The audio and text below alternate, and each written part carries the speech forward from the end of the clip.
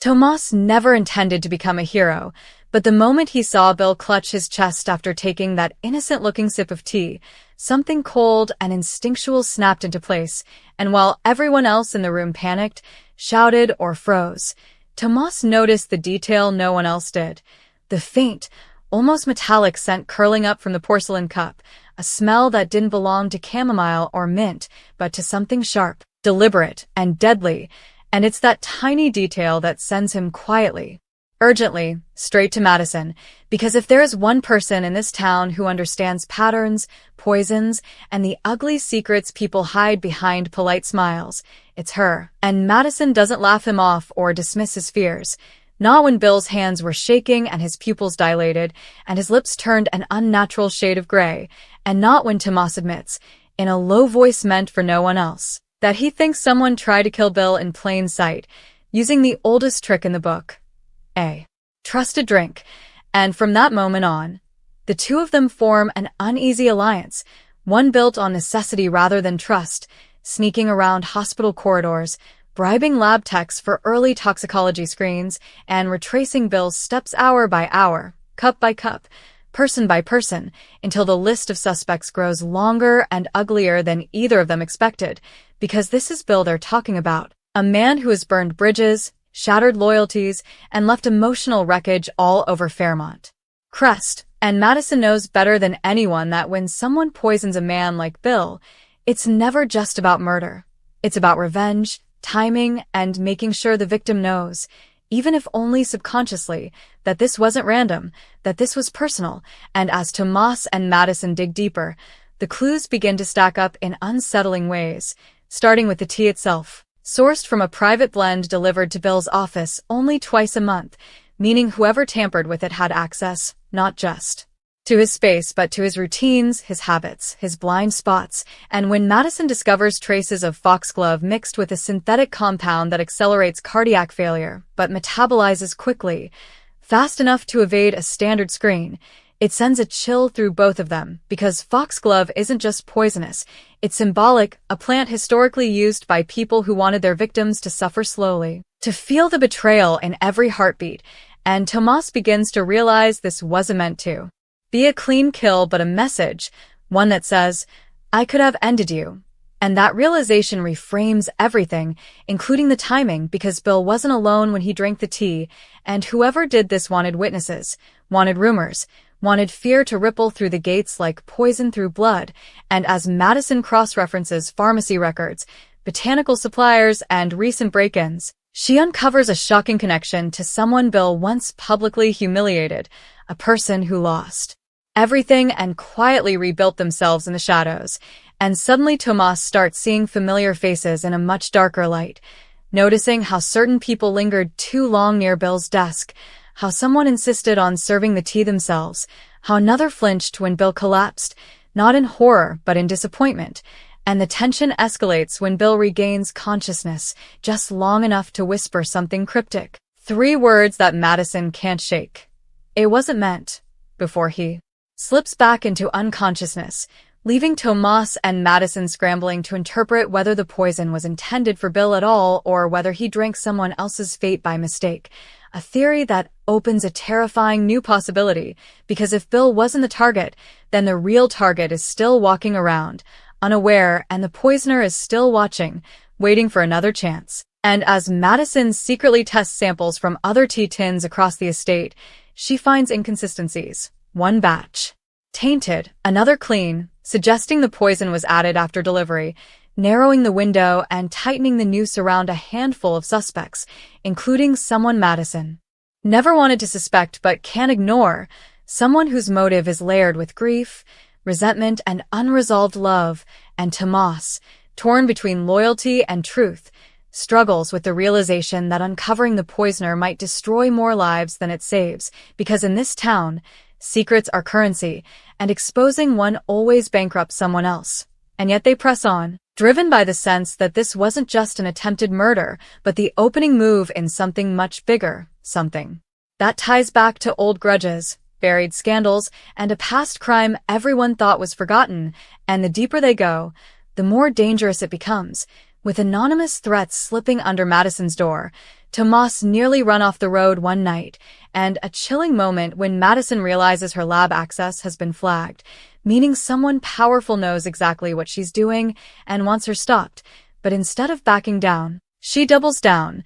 decoding the poison's chemical fingerprint and tracing it to a private research facility with a long history of discreet favors. And when Tomas finally confronts one of the suspects, he doesn't get a denial. He gets a smile, slow and knowing, the kind that says this game is far from over. And as the episode barrels toward its final moments, Madison makes a stunning discovery that changes everything. The poison was designed not just to kill, but to interact with a specific medication Bill was taking, meaning the poisoner knew his medical history in intimate detail, and that knowledge narrows the suspect list to almost nothing, leaving Tomas and Madison staring at each other in stunned silence as the truth clicks into place, because the person who poisoned Bill isn't just an enemy, it's someone who once swore to protect him. And as the camera lingers on Bill's motionless form and cuts to the shadowed figure watching from a distance, teacup in hand, the question isn't just who poisoned Bill,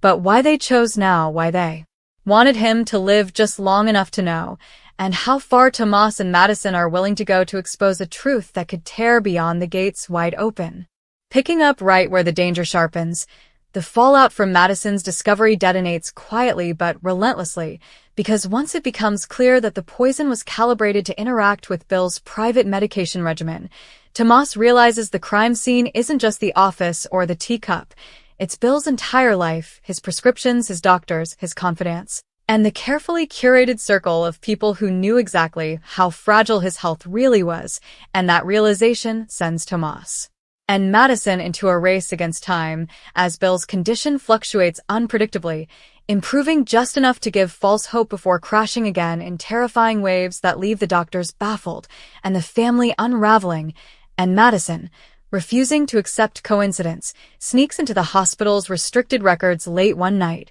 discovering a subtle but devastating alteration in Bill's chart. A dosage change authorized weeks earlier by someone using a borrowed login, a change that by itself wouldn't kill him, but, when combined with the poison in the tea, becomes lethal, and suddenly the mystery expands beyond who poisoned the tea to who laid the groundwork for weeks, maybe months, orchestrating a slow-motion ambush that depended on patience, precision, and intimate access. And as Tomas confronts Madison with the implications, the weight of it hits them both at once. This wasn't rage. This wasn't impulsive. This was calculated vengeance masquerading as care, and the emotional toll begins to show as Tomas starts questioning every kindness Bill received lately, every concerned look, every offer of help that now feels like a rehearsal for murder, while Madison struggles with her own internal conflict, because the evidence keeps circling back to someone she once trusted, someone who stood beside Bill during his darkest hours, someone whose pain Bill dismissed, minimized, or exploited. And as they secretly cross-reference security footage, pharmacy deliveries, and staff schedules, they uncover a pattern so subtle it's almost elegant. Moments where this person was always just close enough, always helpful, always overlooked, and yet never directly visible. A ghost in plain sight, and the tension spikes when Bill briefly regains consciousness again and locks eyes with Madison, his voice barely a whisper as he asks her a question that chills her to the bone. Not, "Who did this?" but "Did they mean to stop?"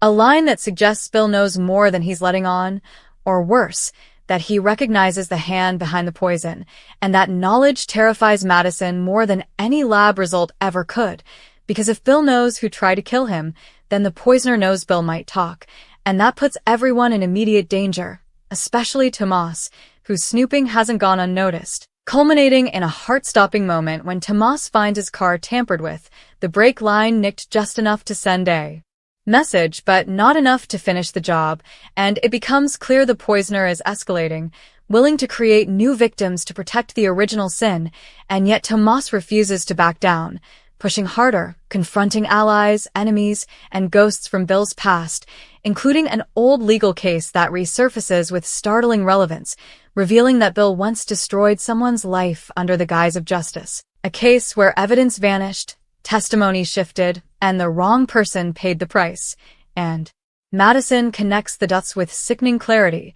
The poison is not just about Bill. It's about balance, about forcing him to feel the helplessness he once inflicted on others. And as the net tightens, the suspect finally makes a fatal mistake, accessing a restricted lab compound under their own credentials, assuming no one would notice, but Madison does. And when Tomas corners this person in a quiet, emotionally charged confrontation, the truth spills out not in a confession but in bitterness, in tears, in a raw admission that Bill was never supposed to die that day, that the poison was meant to scare him, weaken him, make him listen, make him confess. But Bill always takes too much, drinks too fast, ignores warnings, and now the consequences are spiraling out of control. And as sirens echo in the distance and Bill's monitors flatline briefly before surging back to life, the episode closes on a devastating cliffhanger. Madison holding the final lab report that proves everything.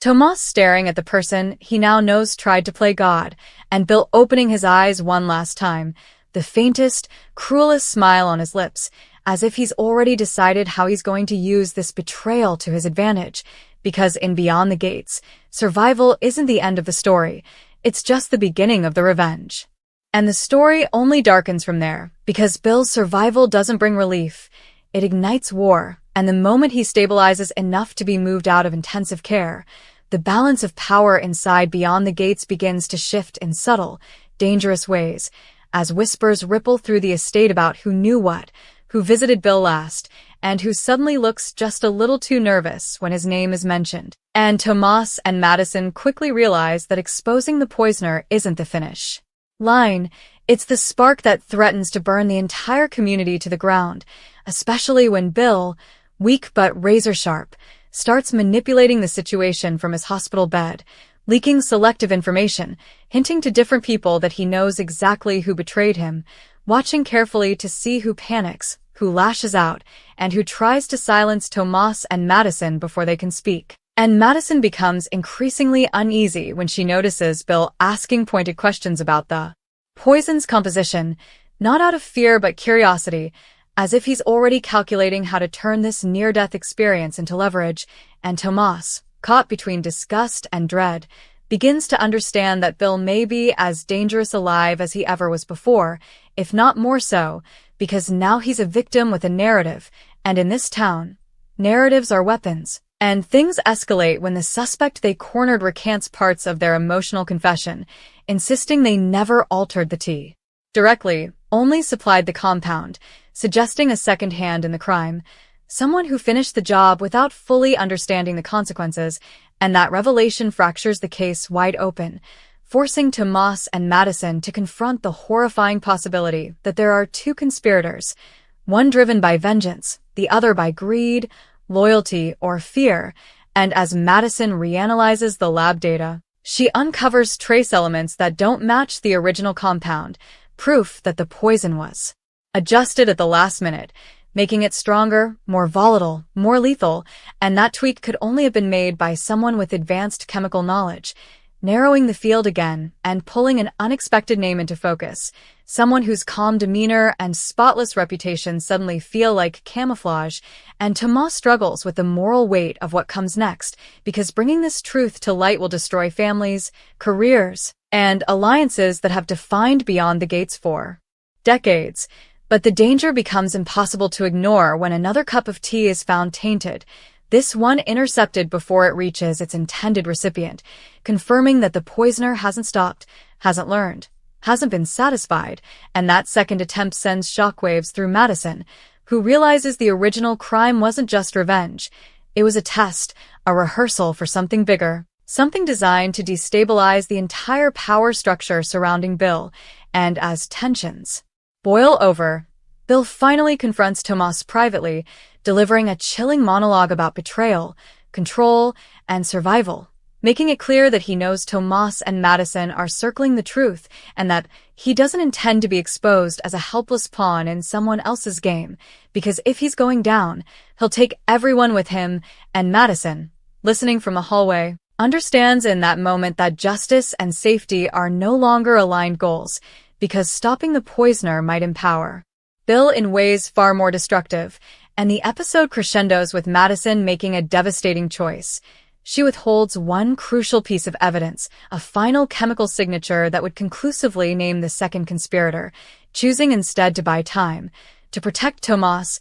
and to prevent Bill from weaponizing the truth too soon. But secrets have a way of surfacing, and as the final scene fades out, the camera lingers on a familiar hand slipping another vial into a pocket, a quiet smile crossing their face as they watch Bill through the glass of his hospital room, confirming that the poison plot is far from over, that Bill's tea was only the opening move, and that Tomas and Madison may have saved his life. But in doing so, they may have unleashed something far more dangerous than death itself inside beyond the gates. Vulnerability that Anita once begged them to help her forget, to bury a memory so deeply it would never resurface. Vernon finally understands the full horror of what they are dealing with, because Anita didn't just live with guilt. She weaponized denial, building her empire on the assumption that silence would last forever. Yet silence has a way of turning on its creators. And now that reckoning is manifesting in the form of unexplained visitors lurking near the ICU, anonymous calls warning Vernon to pull the plug before she speaks, and a sudden legal injunction filed to restrict access to Anita's room under the guise of patient protection, a move that reeks of power and fear and confirms that forces far beyond the family are invested in keeping Anita asleep, while inside her mind the battle grows more violent, flashes of memory colliding, blood on marble, a child crying behind a locked door, a signature on a document that changed everything, each image tightening its grip on her. Fragile consciousness until her body begins responding in ways that can no longer be dismissed as reflex, with her hand squeezing Vernon's during a tearful plea and her lips parting just enough for a hoarse sound to escape, a sound that chills the room because it isn't a word but a name trying to be born, and when the special friend hears it, their face drains of color, confirming what Vernon has dreaded all along. Anita remembers who she destroyed to save them, and she is ready to confess. Yet, before that confession can surface, the room is plunged into chaos when the power flickers, monitors glitch, and Anita's vitals crash again, this time not from her injury but from interference, a calculated attempt to silence her forever that forces Vernon to physically bar the special friend from intervening as doctors fight to stabilize her, exposing fractures in trust that can never be repaired. And when the crisis passes and Anita is once again stable,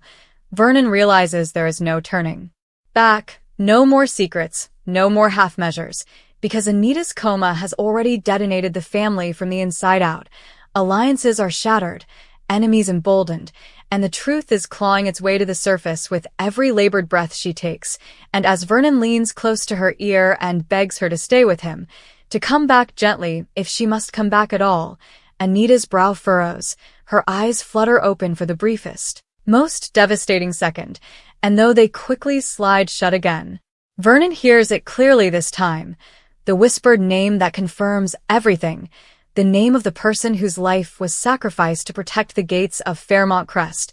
leaving him frozen in terror as he realizes that when Anita truly wakes up, she won't just tell the truth, she will demand justice, and nothing, not money, not power, not even love, will be able to stop what comes next. In the aftermath of that whispered name, the hospital room becomes haunted by what can no longer be unsaid, because even though Anita slips back into unconsciousness, the truth has already slipped through with her breath, lodging itself inside Vernon's chest like a live wire he cannot pull out, and from that moment forward nothing feels stable, not the doctor's reassurances, not the family's forced optimism, not even the special friend's sudden insistence that Anita needs more time, more silence, more protection, a shift that doesn't go unnoticed by Vernon, who begins to suspect that the person he trusted to help may now be the one most invested in keeping Anita quiet, especially when treatment plans change overnight and progress mysteriously stalls, forcing Vernon to confront the unbearable possibility that Anita's coma is no longer just a medical condition but a negotiated truce between those who fear her waking and those who fear what will happen if she doesn't. And as this realization sinks in, old alliances collapse under the weight of suspicion, with family members quietly choosing sides, some advocating for aggressive intervention to bring Anita back no matter the cost, others arguing, too passionately, that letting her go might be the most merciful option, a debate that exposes just how many people have something to lose if Anita regains her voice. And the tension finally boils over when Vernon discovers that key footage from the night of Anita's collapse has been altered, revealing that someone was with her moments before she fell, someone who was never supposed to be there, someone whose presence explains the fear in her eyes and the urgency in her last words. And when Vernon confronts that person in a raw, explosive exchange, the truth spills out in fragments, threats made, leverage applied, a reminder of a promise Anita once broke, and suddenly the coma takes on a sinister new shape. Because Anita didn't just collapse, she was pushed emotionally to the edge, forced to relive a choice she made long ago involving the very name she tried to whisper, a choice that saved the Fairmont Crest legacy while condemning an innocent life to erasure. And as this buried history resurfaces piece by piece, the special friend finally reveals their full role in the cover-up, admitting they helped rewrite records, move money, and silence questions, not out of loyalty, but out of fear. Because Anita knew something about them too, something that could destroy them just as completely. And now that mutual destruction hangs in the balance as Anita's brain activity spikes again, stronger than before, her body fighting with renewed urgency as if she senses time is running out. And when she suddenly mouths Vernon's name in her sleep, tears streaming down her face, it becomes heartbreakingly clear that this awakening will not be gentle or forgiving. It will be a reckoning, one fueled by years of guilt calcified into resolve. And as Vernon holds her hand and feels her grip tighten with unmistakable strength, he understands the cruel irony at the center of it all. Anita spent her life controlling narratives, deciding who deserved protection and who could be sacrificed, and now, trapped between worlds, she is finally losing control of the story, because when she wakes, and everyone in that room knows she will, Anita won't just expose the lie that built Fairmont Crest. She will name every accomplice, demand accountability, and force the people who loved her most to face the devastating truth that the woman they are praying to recover may be the very one who destroys them. And still the story refuses to release its grip, because even as dawn breaks over Fairmont Crest and sunlight spills cruelly into a hospital room heavy with dread, Anita's coma tightens its hold on everyone connected to her, transforming patience into agony and hope into something sharp enough to cut. And in those early morning hours, the atmosphere shifts again when doctors confirm that Anita's brain activity has entered a volatile new phase, neither fully unconscious nor awake, a dangerous threshold where suppressed memories can surge forward without warning, prompting the special friend to insist on immediate action while Vernon hesitates, torn between the desire to save the woman he loves and the terror of unleashing the truth she carries, a hesitation that proves costly when word leaks beyond